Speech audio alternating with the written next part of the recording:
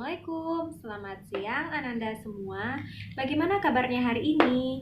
Ibu doakan semoga kita semua dalam keadaan sehat walafiat. Amin, amin ya robbal alamin. Meskipun kita belajar secara virtual, Ibu harapkan kita semua dapat semangat dan giat dalam belajar. Apakah Ananda pernah mendengar teks deskripsi? Deskripsi berasal dari bahasa Latin, describe, yang berarti menggambarkan. Menggambarkan apa? Menggambarkan suatu objek. Nah, sebagai contoh bisa Ananda lihat pada kutipan teks berikut ini. Setelah membaca teks tadi, bisa kita bayangkan bagaimana situasi dan kondisi Pantai Gondoria tersebut. Atau mungkin kita juga pernah berwisata langsung ke Pantai Gondoria. Apa yang bisa dilihat di sana? Mungkin di sana kita dapat melihat ramainya pengunjung, ramainya pedagang yang menjual makanan khas Pariaman seperti salalawu, seperti gorengan kepiting dan gorengan udang. Kemudian kita juga dapat melihat ketika kita menghadap ke arah pantai, adanya banyak pulau-pulau yang berjejer di depannya. Kemudian selain itu kita juga dapat melihat banyaknya perahu-perahu nelayan dan juga permainan air atau permainan pantai seperti banana boat. Selain pantai tadi, ada juga objek teks deskripsi lainnya seperti yang pertama, benda. Coba Ananda perhatikan di sekeliling Ananda sekarang, apakah terdapat suatu benda? Misal, di depan Ananda sekarang ada terlihat buku tulis. Nah, bisakah Ananda mendeskripsikannya? Misalnya di sana sudah terdapat buku tulis dengan isi 40 lembar, diberi sampul berwarna coklat, kemudian diberi sampul plastik. Nah, kegiatan tersebut disebut menggambarkan bagaimana keadaan buku yang sedang dilihat tersebut. Kemudian, objek juga dapat berupa tempat. Contohnya tadi adalah Pantai Gondoria. Selanjutnya, objek dalam teks deskripsi dapat berupa peristiwa. Bagaimana peristiwa itu terjadi dan apa yang bisa dilihat dan diceritakan dari peristiwa tersebut.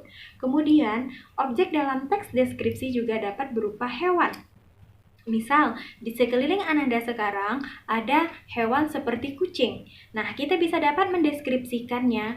Kucing saya berwarna kuning. Dia memiliki belang yang berada di pundaknya berwarna hitam. Ketika dia mengeong, maka suaranya akan terdengar sangat tinggi sekali.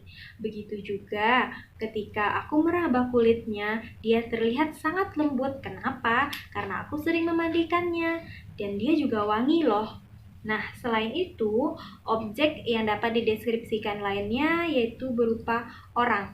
Ananda dapat mendeskripsikan orang. Misalnya, Ananda ingin mendeskripsikan ibu Ananda.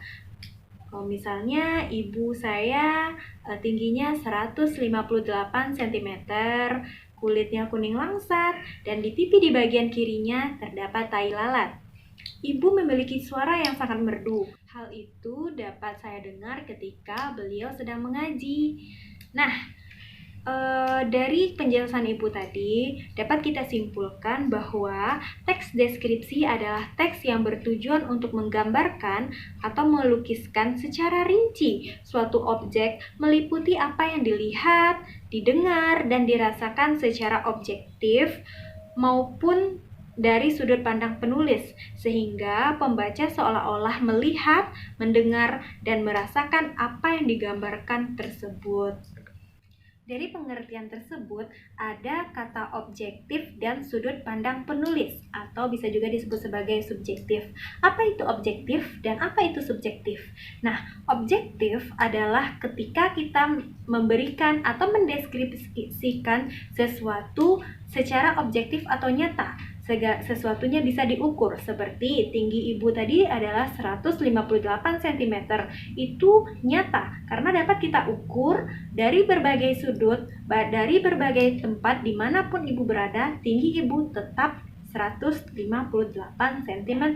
Sedangkan dari sudut pandang penulis atau juga bisa disebut sebagai subjektif, itu maksudnya adalah jika contohnya tadi kucing tersebut sangat lucu. Nah, lucu di sini apakah menurut Ananda lucu, belum tentu menurut orang lain lucu. Oleh karena itu dia bersifat subjektif, karena dapat dinilai oleh banyak orang dan penilaian itu mungkin saja berbeda antara satu dengan yang lainnya. Sampai di sini paham ya apa itu yang dimaksud dengan teks deskripsi. Nah, selanjutnya kita akan belajar tentang ciri-ciri teks deskripsi.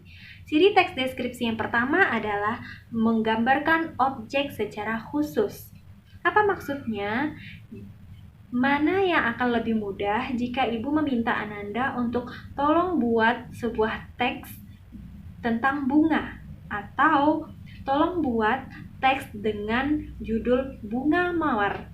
Mungkin yang akan lebih memudahkan Ananda semua adalah membuat teks bunga mawar. Kenapa? Karena dia bersifat khusus, sedangkan bunga saja dia bersifat umum. Nah, dalam menceritakan atau menulis sebuah teks deskripsi, kita harus menentukan objek kita secara khusus. Dan contoh lainnya seperti pantai. Jika ibu meminta Ananda untuk membuat sebuah teks deskripsi atau membayangkan tentang pantai, maka yang terbayangkan adalah pantai secara umum. Tetapi, jika ibu meminta Ananda untuk membuat cerita atau mendeskripsikan pantai Gondoria, maka yang terbayangkan oleh Ananda atau yang terfikirkan, yang terdengar, dan Ananda yang rasakan hanya sebatas atau khusus pada pantai Gondoria saja. Baik, ciri yang kedua yaitu isi teks berupa perincian bagian-bagian objek. Perincian bagian-bagian objek ini meliputi bentuk, warna, ukuran, dan bisa juga aroma. Misalnya, kita menceritakan tentang madrasah kita. Kita menceritakan bagaimana bentuknya. Kita bisa menceritakan seperti ini. Madrasahku bercat hijau. Ketika aku memasukinya, di sebelah kiri dan kanannya terdapat tanaman bunga yang sangat indah sekali. Dan di sebelah taman terdapat post security yang nantinya akan menjagaku dan juga akan memberi rambu-rambu peringatan ketika akan keluar atau masuk madrasah. Kemudian, jika aku terus masuk ke dalam, aku bisa melihat aula madrasah yang sangat besar.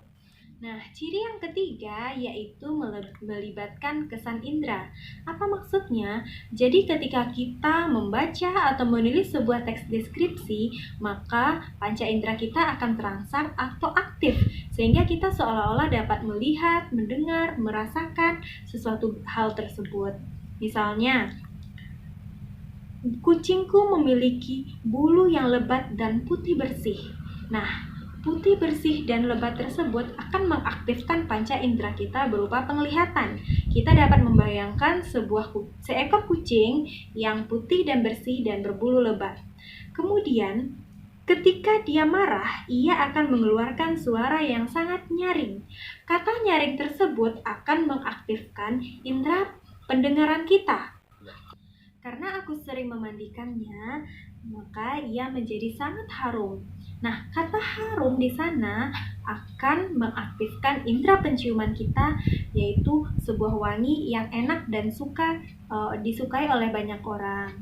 Baik Ananda, demikian pembelajaran kita hari ini. Untuk tugasnya akan Ibu berikan sebagai berikut ini. Nah, dalam tugas tersebut, Ananda akan melihat sebuah tabel yang dapat berisikan objek yang dideskripsikan, tujuan, rincian, perasaan terhadap objek. Sebagai contoh, objek yang dideskripsikan itu adalah Pantai Gondoria, kemudian tujuannya adalah menggambarkan keindahan Pantai Gondoria.